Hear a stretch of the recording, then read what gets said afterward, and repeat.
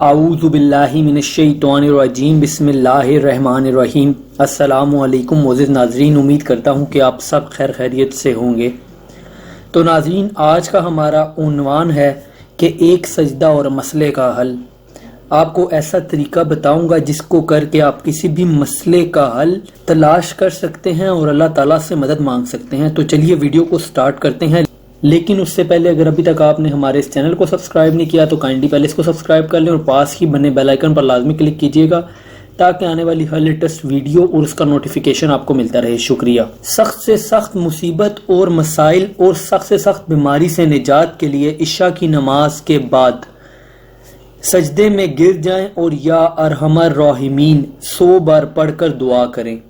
انشاءاللہ تعالی جتنی بھی سخت سے سخت مصیبت ہوگی یا کوئی بھی مسئلہ ہوگا وہ حل ہو جائے گا، اور ساتھ ہی ساتھ اگر کوئی بہت بڑی بیماری ہے اس کے لیے آپ یہ عمل کرتے ہیں تب اس بیماری سے بھی آپ کو نجات حاصل ہوگی۔ یعنی کہ اگر آپ نے عشاء کی نماز پڑھ لی ہے، اگر دعا مانگ لی ہے تو ٹھیک ہے، اگر نہیں مانگی تب بھی آپ اسی ٹائم سجدے میں گر جائیں اور سجدے میں گر کے یا ارحم الراحمین 100 مرتبہ پڑھیں۔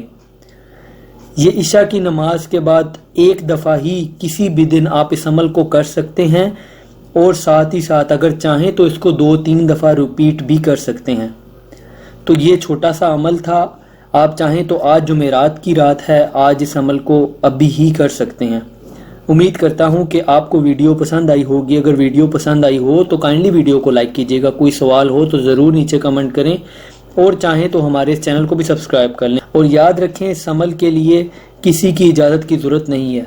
اپنا بہت بہت خیال رکھیے گا۔ Thanks for watching. اللہ حافظ۔